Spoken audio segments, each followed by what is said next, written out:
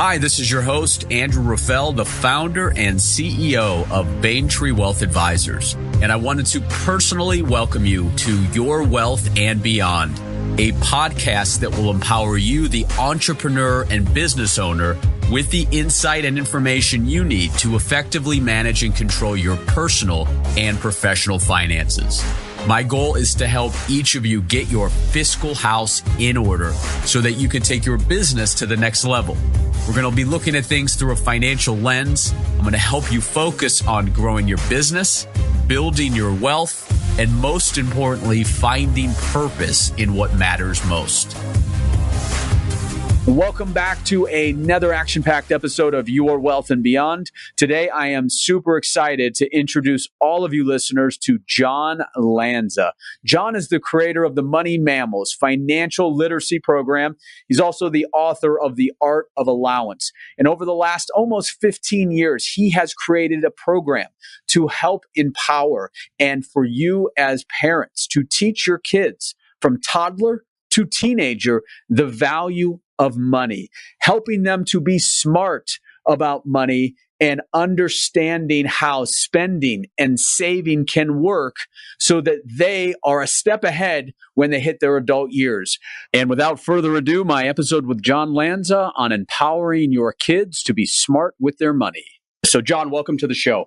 Hey, Andrew, thanks for having me on. As we look at your background, before we jump in and talk about some of the great things that you've done since 2005, walk us through how you got to this point and where your passion came for helping to teach children and high school kids the value of money. Well, it all started like a lot of these programs that are for kids. We had kids. So we have 15 and 13-year-old daughters. I have a sense of what life is like for you. So when the 15-year-old was 6 months old, my wife and I knew we wanted to raise her to be money smart. We just knew that was something that we wanted for our kid. At the time it was kid. It would become 2 kids. And what was interesting was that both of us came from pretty frugal parents. My dad was a banker. Her dad was a New York City cop. And both the dads and moms were pretty frugal. But we were both different money personalities. My wife was more of a saver. I was more of a spender. I've become a reformed spender. That, and I owe a lot of that to her. And we wanted to figure out, it seemed a little too random. Like, why was I the way I was? And why was she the way she was? She was the aunt who would buy savings bonds for her nieces and nephews. You know, that's back when people actually did that. That's what she would do. That's how money smart she was. She bought her first car in cash. For me, I'm buying my first computer straight on a credit card. $2,000 machine cost me $3,000 in the end, you know, making a lot of really brilliant, brilliant money moves right from the start. So in any case, what we wanted to do is we figured we should probably try to be intentional about this with our kids. And my background was I was a camp counselor and I worked in entertainment and animation. I did work in both entertainment and education. And it was just kind of really obvious to me that we should make this fun. Let's take something like learning about money that's pretty dull on its face and make it fun. And that really was the reason we created the Money Mammals. And the Money Mammals sing about sharing and saving and spending smart. So their mantra is we'll share and save and spend smart too. And the whole idea is to get kids excited about something other than spending, because there's plenty of shows and plenty of material that they see on TV or on the net or wherever it might be that's selling them how wonderful it is to buy things. And we wanted to kind of take that approach, but make it, hey, look how wonderful it can be to actually save money and to share money. Right. And then when you spend, to spend smart. So that's kind of where we came from in creating the Money Mammals program. So you came from, your parents were kind of that frugal background, but did they spend time when you were growing up teaching you the value of money? Or was it more of just watching them through experience and there was nobody sitting you down explaining to you the value of the dollar today and working for the ability to save, to maybe donate, and then to spend? There wasn't like an open conversation about it, which is what we're trying to do with our kids and what we try to talk to other parents about doing with their kids. So a lot of it was, like you said, it was just kind of observing, and it was good to see the frugal behavior, but there wasn't a lot of conversation around it. And so that's the reason that we wanted to be more intentional with our kids, is we wanted to make sure that they understood that we wanted to raise them. We wanted to put effort into raising them to be smart about it. And the other thing about this idea is we kind of quickly realized that this wasn't just something we wanted to teach our kids. We realized that, there's not really anything out here to make this fun for kids. And there's a whole heck of a lot of parents that want some help with this. That's kind of what made this something that we wanted to pursue beyond just teaching our own kids. Yeah, I mean, I think it's still incredible that to this day, they don't teach anything in grade school or even in most high schools in regards to saving, balancing a checkbook, and helping them with investments. One program, Junior Achievement, that we part of here in Arizona, they do a wonderful job in trying to teach that value.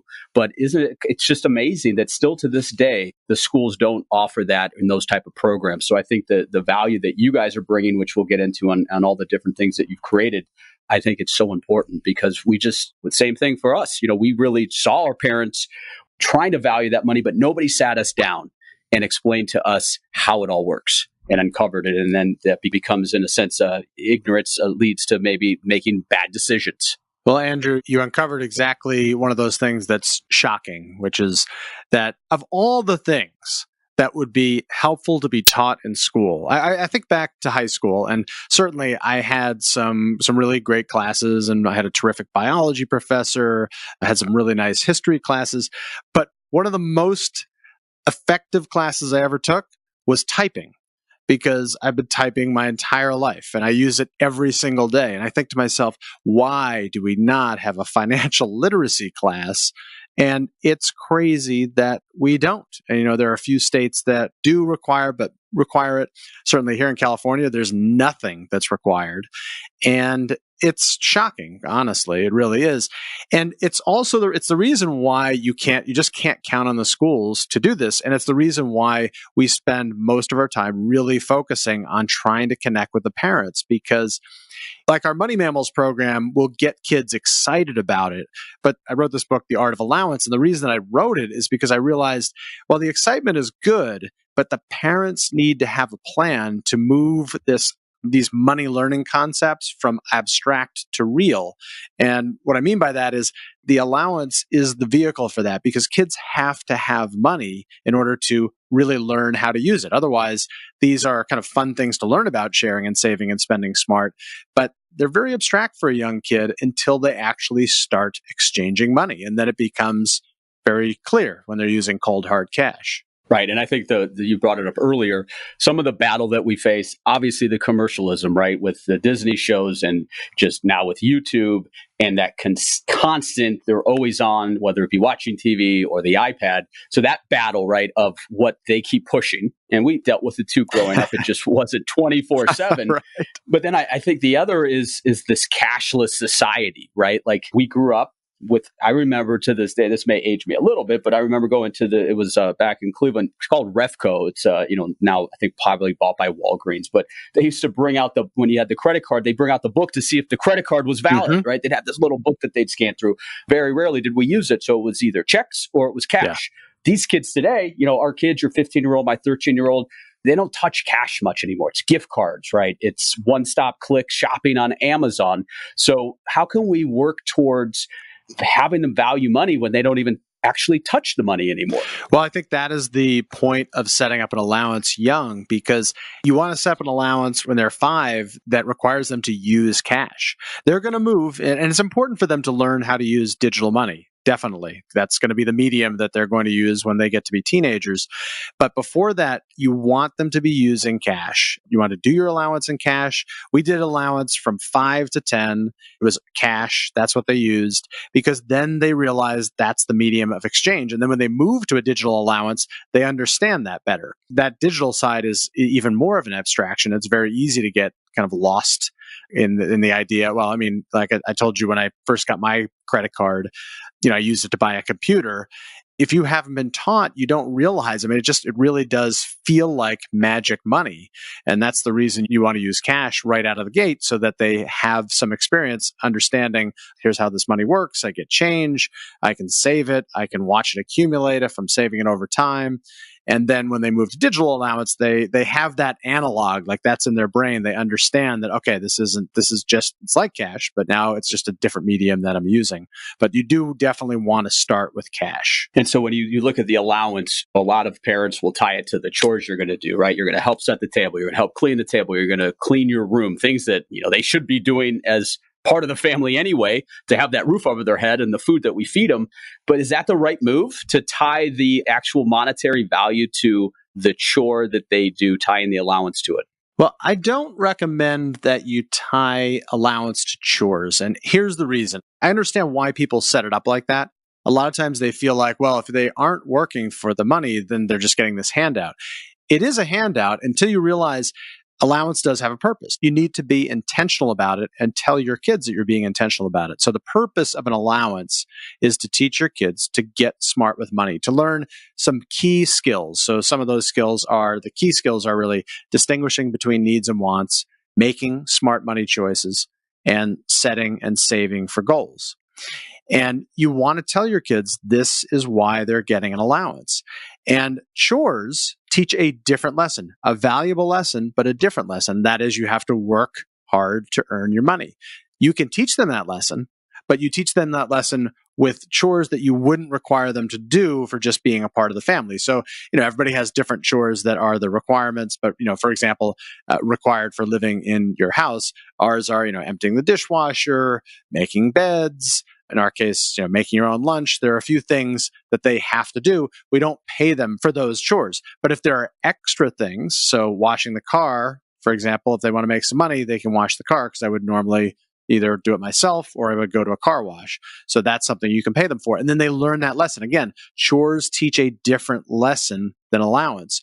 Once people understand, and parents really get it, once they understand, oh, I see. Okay, so an allowance does have a purpose. It's not a handout. It is a handout if you don't have a purpose, but the why behind doing an allowance is to teach your kids to get smart with money. And you need to be intentional with them, even the 5-year-old. You can even start money conversations as young as 2 or 3, because you're just introducing them to an ongoing conversation that you're going to have with them about money. And some people will say, 2 or 3 years old? Are you kidding me? Well, what I mean is, it's just like the idea that we read to our kids from a very young age, because we know that those are the building blocks for later literacy, reading and writing. Same thing here with money. So they're not going to understand that a dime is worth more than a penny, but they're going to start to get the language of money. So when you go to a store with, say, a 3-year-old, you can give them $1. No, don't give them an allowance, but you give them $1 and they just exchange the money for some little thing that they might want. They get some change back. They're not going to count it. They're not going to know how to count it, but they're getting exposed to the money language that they're going to be using as they get older and start to get an allowance, and then become older and teenagers and start to have more responsibility with their money. And so you started the company back in, what was it, 05, right before the recession? Yep. And so, and part of that was because you had a child at that point and you just had this passion that you wanted to help teach them, but then you saw the need for it, that there wasn't anything out there that could do this. And so did you just change industries at that time, or what were you doing prior to 05? Well, it's funny because I was working at a media company and I came up with this idea, and I talked to a friend that worked there who we would toss around ideas all the time. And he was like the guy that would find the reason why you should not pursue an idea, because, oh yeah, it sounds great, but it's already being done. So I told him about this idea. I told him about the Money Mammals idea.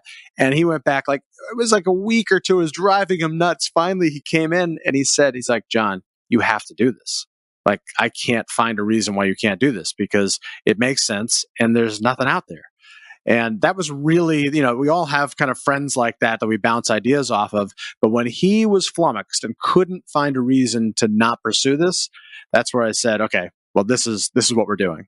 And it wasn't a new industry in the sense that I came from production. I knew how to produce entertainment, and I had friends that could help me really build the educational element. I wrote the script. I had fantastic people that I've worked with before to help direct the program. I brought in amazing puppeteers, so that part of it was actually the easy part. The harder part was deciding, okay, well, we're going to start a business out of this. But really, it was when my friend came to me, and when he couldn't find a reason not to do it, we pretty much just had to do it. As an entrepreneur myself, having built 2 companies, it is still daunting, right? You leave company where you've got a nice position, you get the consistent paycheck, you just had a kid. Was that something that you and your wife, jumped head first into building this company in 2005? Or was it a more gradual of let's build this thing and then fully jump ship and 100% on board? Yeah, it was more gradual. Like they will tell you, any entrepreneur, to the extent that you don't want to jump in full if you can kind of test things out. And so, no, we started out, created the DVD, and then once we came up with this program where we realized we can license the program to credit unions, we realized, okay, this is a sustainable business because the credit unions can use this as a way to really reach out and bring in new members, provide value to their existing members, communicate with parents, communicate with kids, and fulfill their own missions. Because credit unions, their part of their mission is to reach out and provide financial literacy for their members in their communities. We're starting to work with community banks. So we really focus on these socially conscious institutions that are focused on their communities. And it just fits with what we're trying to do with our ethos. And you had said we started in 2005, and then we went through the Great Recession. And that was one of those kind of eye-opening moments where you realize, well, this is even more important now, because I think the big eye opener with the Great Recession is, you realize now as a parent that your kids are really going to be on their own. And I think it's part of the reason why our parents didn't have as many conversations.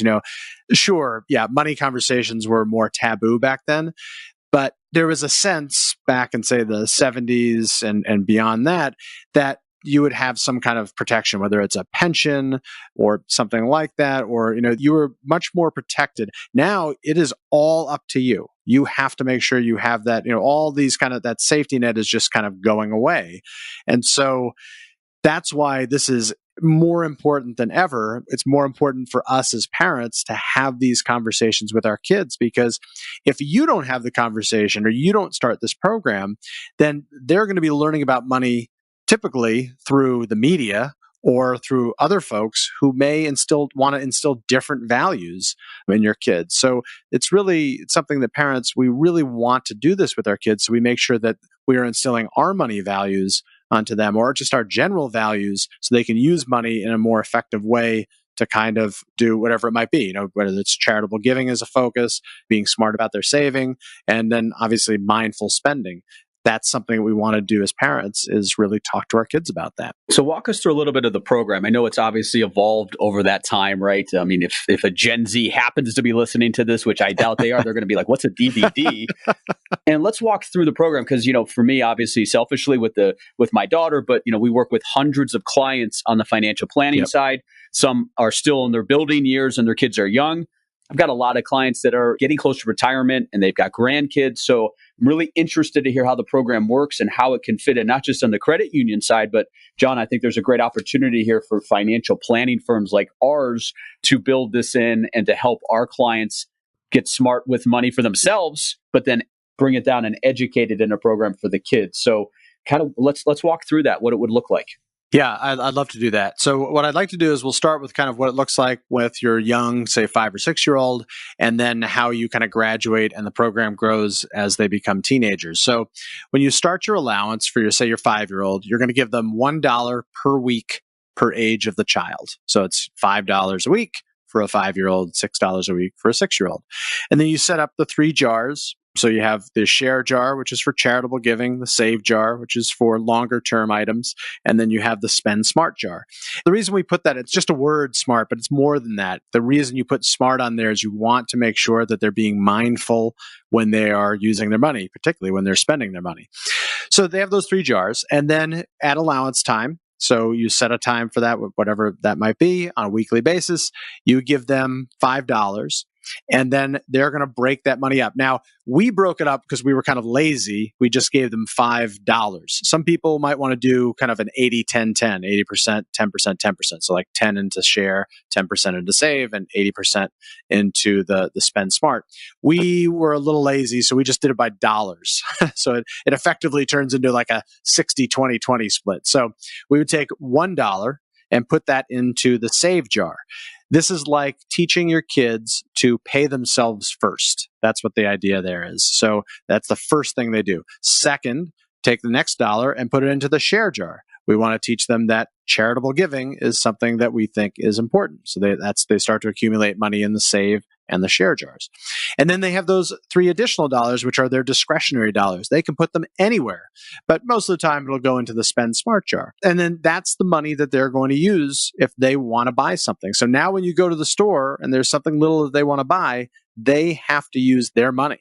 Okay. They bring their money, and you know what?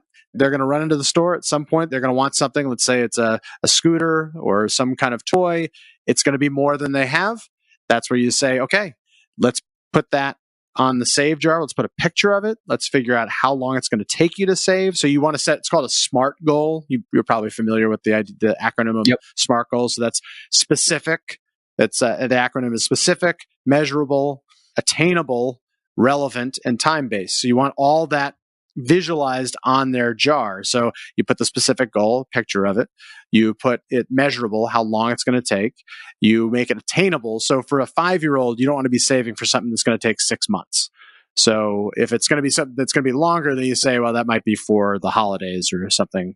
But you're looking for something that's going to be smaller, that's going to take them, say, 3 to 8 weeks. Then you want something that's relevant. It's going to be relevant because they want it. And then time-based, you're going to tell them when you put the goal in there how long it's going to take them. That's really where they start to now learn how to save for a goal. That gets you rolling. And the one thing that you're going to run into is on the first 1 or 2 trips to the store, when they want something, your kid may not be happy about that. But I'm telling you, if you just stick to your guns, it doesn't take them long to figure out, okay, dad or mom is not going to give in. So the only way I'm going to get what I want is I have to start saving my money. That's how you start with your 5-year-old. And then you kind of increase it 6, 7, 8, 9. And we can talk about teenagers after that. And I think that's powerful because it helps to also start raising somebody who values the dollar, but then the fact that a lot of these kids are spoiled in today's world. And it's not so much that we mean to spoil them, it's just that it's very easy to. So when they don't actually have a value of the product that they bought, right, or the toy that they received, then they just think they can always get that. It's an always, here, I want that, I need it, I have it. And then that creates, obviously, as time goes on, that creates some very, very bad traits that would, lead to your teenage years and then your adult years. So I think that's really smart. And listeners, it's that cash, having them touch it, feel it, and then even a 5-year-old. So you're saying a 5-year-old will grasp this and be able to then understand the value of it and be able to know that they can't afford that and they're not going to have a meltdown? Is that what you're guaranteeing me? That there's no meltdown in the store? Because if so, I'm in. No, I am definitely not guaranteeing you that there's going to be a meltdown. But the key is to just get through the meltdown. Okay, because our kids had their meltdowns, and then once they realize that they're not giving in, the meltdowns are going to go away. You have to be strong. It's not easy because, like you said, we can certainly get whatever they want. But what you're doing is now you are empowering them. And it is going to be difficult in the beginning, but it really turns pretty quickly. Then they become empowered. And then they start, now money is part of their vernacular. They really start thinking about things in a practical way, which is going to serve them really well when they move out into the real world. Can I ask you a question? This is just between us. So I have a 45-year-old wife. Will this work for her? Because it's just between you and I. If this will work for her, just we could talk offline on that. But I'd have to think about that one, Andrew. Okay, so before the Art of the Allowance, which we'll talk about, with the preschoolers, and I assume even the K through maybe 3 or 4. What's Joe the Monkey? So that was created, did a series of books that was done to help maybe influence these younger children, the value of money? Yeah, so we started with the video. That's the Money Mammals. So Joe the Monkey is the kind of main guy, and he's got his friends, Pigs the Bank, Clara J. Camel, and his sister Marmoset. They're part of a band, which is also called the Money Mammals, and they sing and dance and talk about money. In the video, they go through the difficulty of wanting stuff but having to save for their friend's birthday party. And then I've written 3 kids books. And in those books, we tie into those 3 kind of key things: the share and save and spend smart. So the first book is about saving for a goal. Second book is about learning to share. And then the third book is about spending smart. Joe and his friends learn about, what happens with collectibles and when everybody's wanting to buy stuff, which is something that every kid's going to run into. They're going to have friends who are going to be collecting whatever it might be, whether it's Legos, whether it's other types of toys. At some point, they're going to look around and be like, why is everybody collecting this stuff?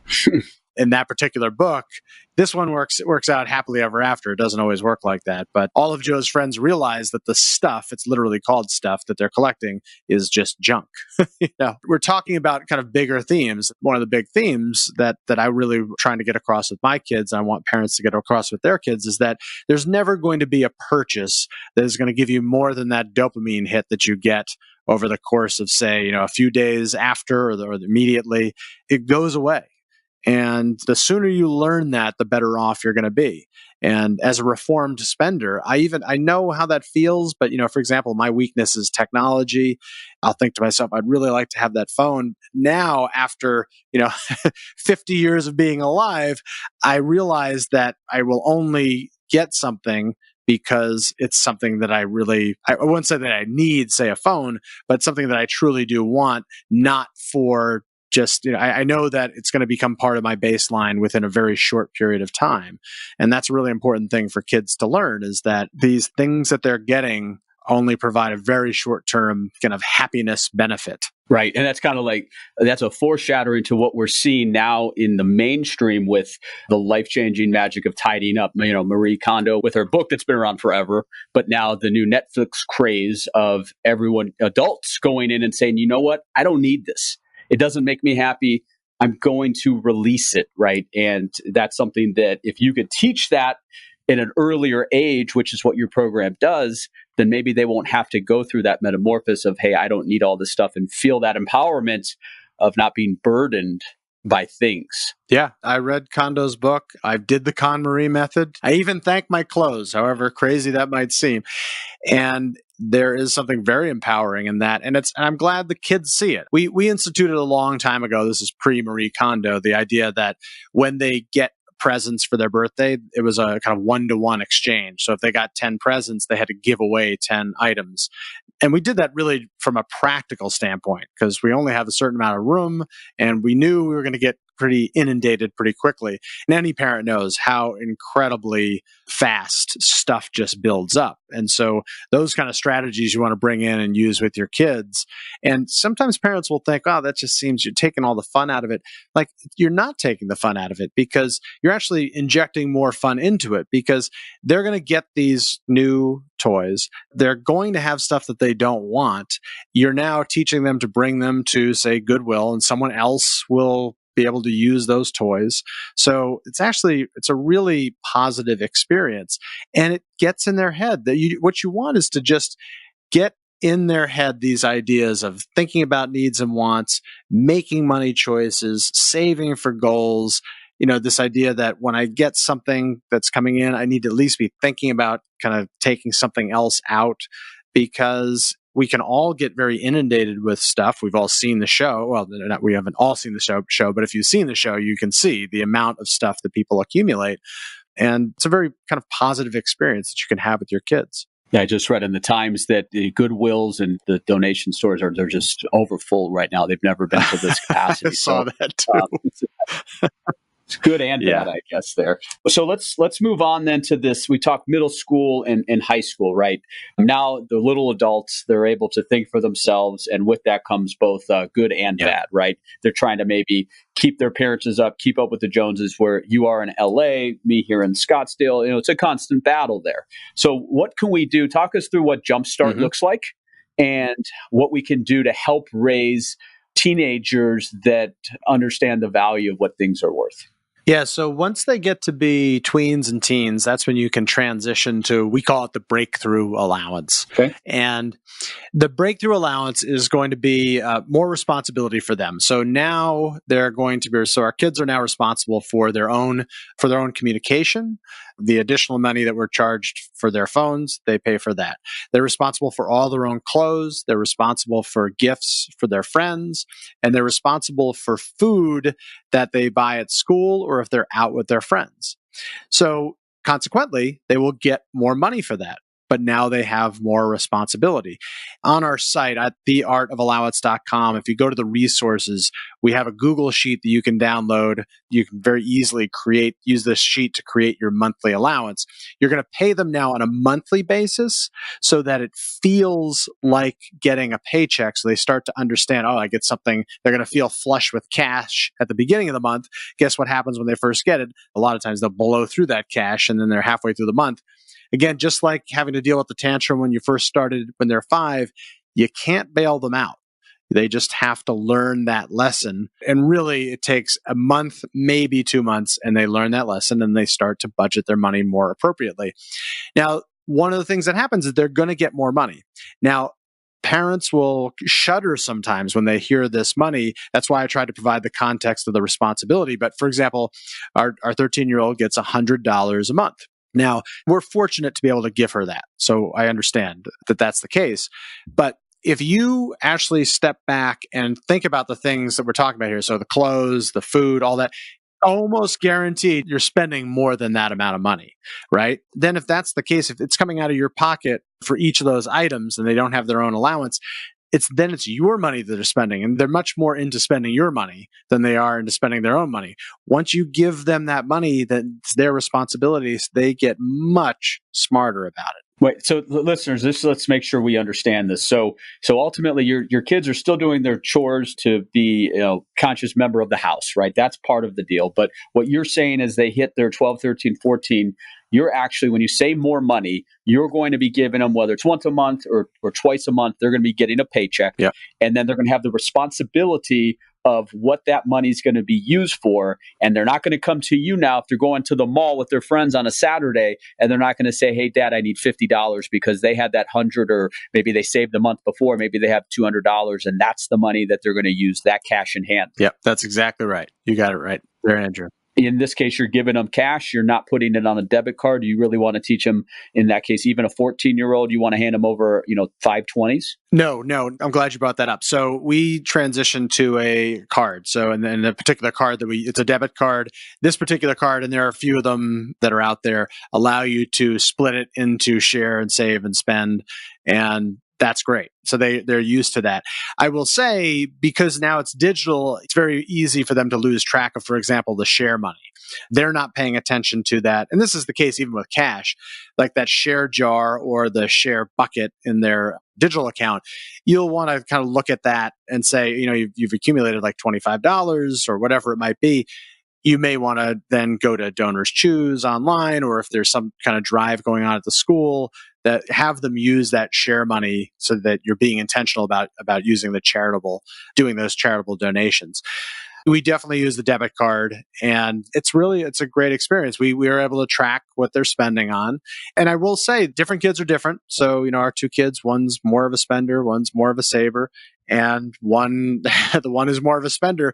It's not like she isn't going to be asking us from time to time. She's like, oh, do you think you can cover this? Like, she's constantly negotiating with us on, well, I'm going out, but, you're also going out for dinner. So maybe you should cover this. So we have some interesting conversations. And you know what? That's great. Having those conversations is terrific. And different parents are going to deal with them differently. But most importantly, if, for example, the spender if we were in a situation where she was asking us for money all the time, money would be flying out of our pockets. It's so much better that she has a specific set amount of money that she has to kind of manage, because she's learning these skills that she's going to need when she goes out on her own. What's interesting is, we work with a lot of couples, and, one of the areas of issues with relationships is money, as you know. And what I've seen is some clients, and it wasn't me presenting this to them, they've done it on their own where they basically, let's say they're both earning income. They've got their fixed costs to keep the house together. They've got certain items that may be variable. But what then happens is they each get their own paycheck. Husband's not going to ask wife, or partner's not going to ask partner what they did with their, let's say, $2,500. So what this does is it's that same premise there. It gives them the onus of that responsibility of that money. And husband's not going to care that wife went and got her nails done three times, as long as she didn't go over budget. And she's not going to be pissed that he went and did, golfing for it's interesting. That was the last year or two started seeing more and more of that. So it's definitely a way to keep relationships happier, and no better way, I guess, to start than when they're in their teenage years. Yeah. It's interesting that you bring up the relationship side, because we're very fortunate. My wife and I see pretty eye to eye on the money side. So that's good.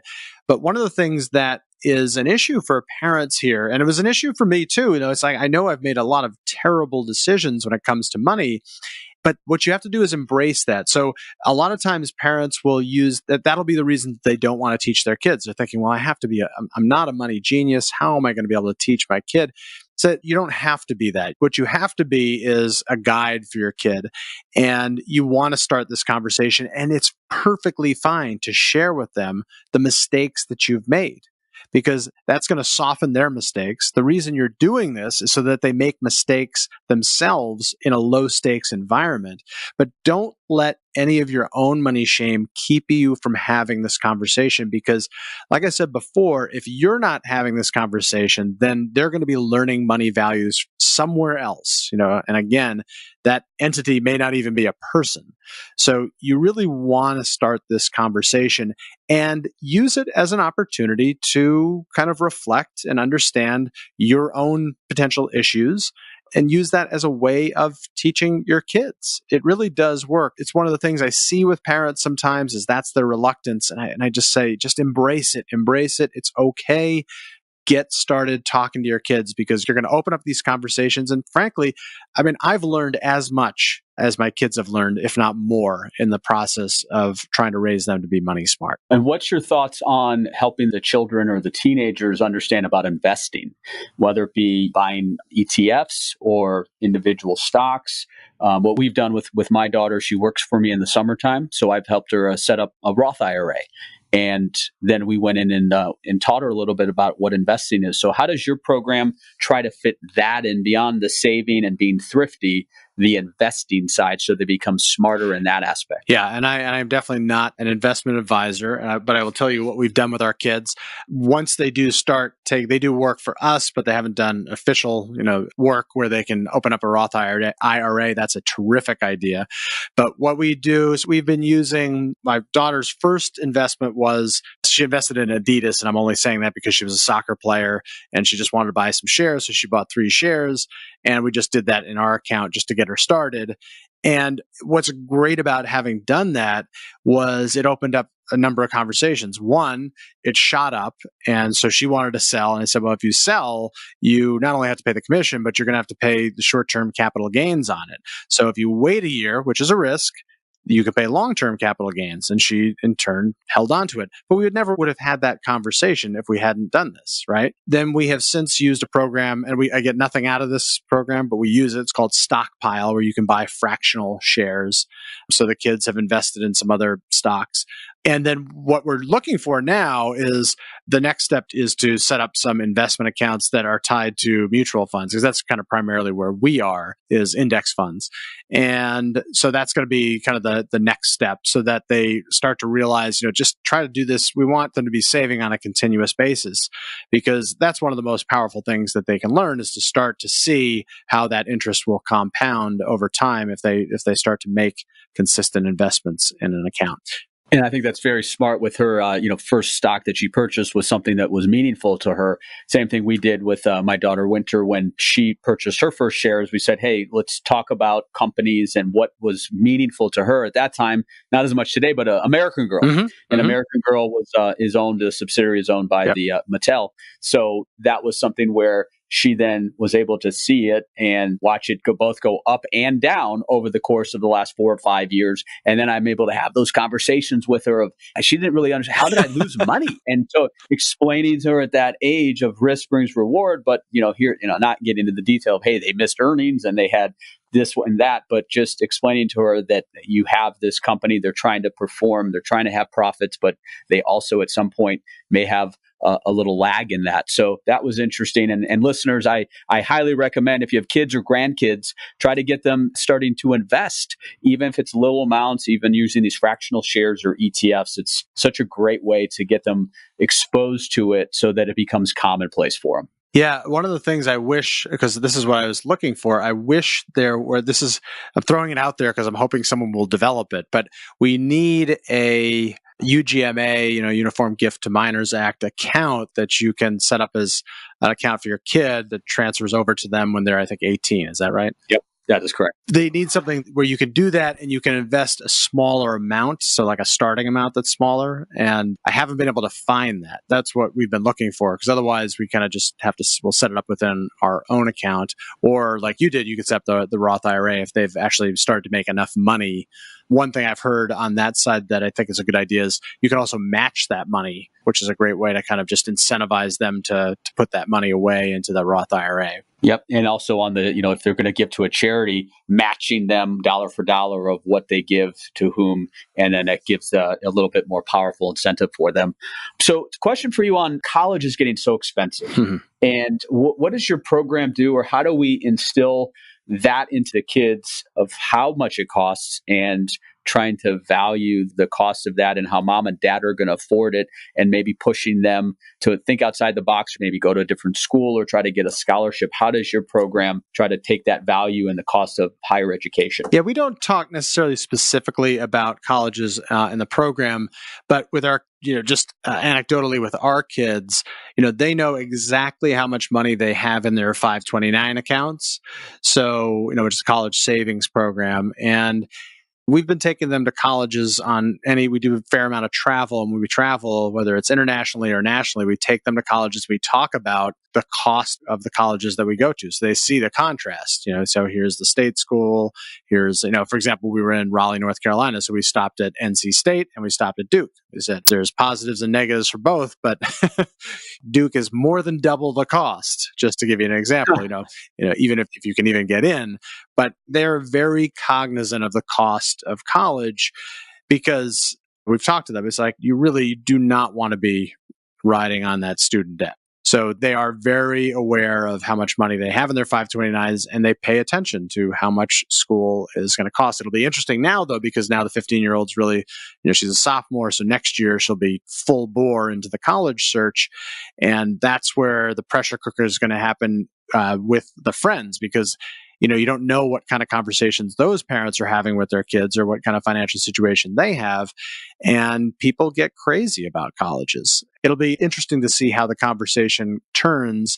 But I think the best thing you can do is just make sure that kids understand how much colleges are and start that conversation from an early age, so they have some perspective before they hit the kind of crazy. It's kind of like setting up this allowance when they're younger, because once they become tweens and teens, you've seen this, Andrew, it feels like it's overnight that you're their advisor and all of a sudden you're not anymore. Their friends are influencing everything. Yep. And it's going to be a similar type thing. So we've been the ones driving the college conversation, and slowly but surely that conversation turns over to her and her friends. So, I thought with, I have a receptionist is called the Director of First Impressions. I thought that was a unique title, but I think you take the cake. Chief Mammal of Sniggle Zoo Entertainment. So fantastic name. I just had to throw that out there. So what, Sniggle Zoo, is that just your holding company then? Sniggle Zoo Entertainment? Yeah, that's just the name. We wanted to come up with kind of a silly name for the company. And my brother wrote the songs for the Money Mammals show.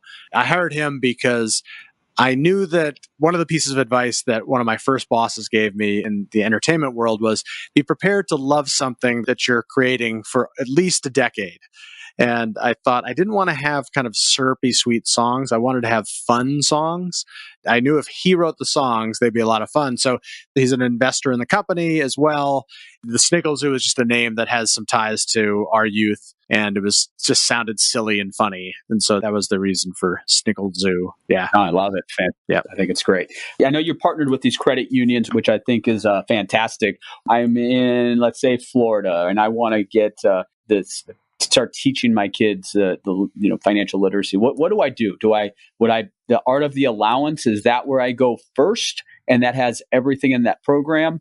Or is there something different that you're partners with the credit union to get to help parents and grandparents? Yeah, well, if you go to theartofallowance.com, you can find all our resources and the material from the book.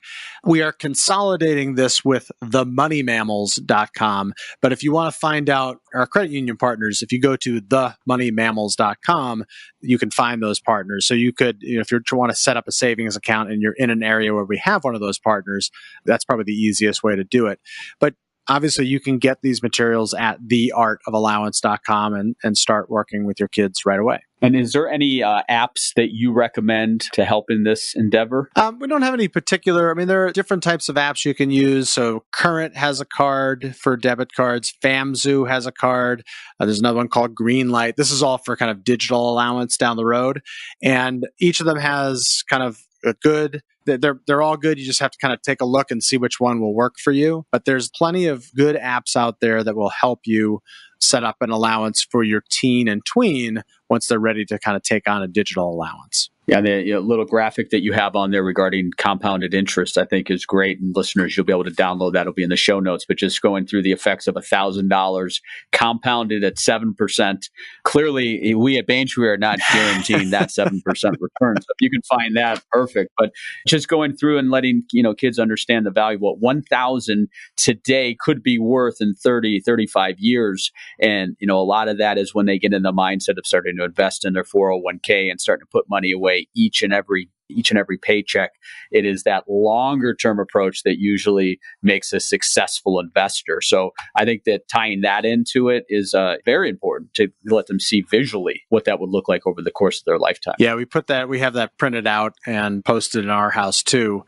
And I love that graphic, and I hope your listeners will print it out and post it for their kids to see. It's definitely something, it's not a bad thing to have on the table when you're doing your allowance handout. And one of I'm sure the burning questions my listeners have, and it's been on me all show. What was the computer that you bought for $2,000 back? How many years ago was that? I wonder what the memory of that thing was. Yeah, talk about dating myself. So it was a Gateway 2000. It was a 486 chip. And that was flying back then because it had a graphics card because I wanted to use Corel Draw because I was doing the reason I wanted to buy it is I was doing graphic design on the side. I mean, this is just so poorly thought out. So rather than just start designing, I had to have this, $2,000 computer to start designing. It was just complete silliness. But yeah, that was the machine that I got. Yeah. And you threw it on a credit card on that point, right? So then ultimately you're probably paying 15% interest on that as well. It was ridiculous. I paid close to another $1,000. I did learn I never knowingly paid any interest on my credit card. Every once in a while, you miss a payment and then you have to go. But it does work. You can call those credit card companies, particularly now, and they will help you out if you just forgot to pay or whatever it might be. But I learned my lesson. I learned it the hard way. It worked. So, listeners, I think we went through a lot of things high level. John, I think that the key component here is to start early, be open, and have a program, have a structure to teach, whether they're 3 years old or 14, have a system in place. So as we end today, is there anything that you want to make sure that the listeners take home before we end the show? No, I think you hit on it. You just really want to be intentional. You want to be the one who's teaching your kids the value of money.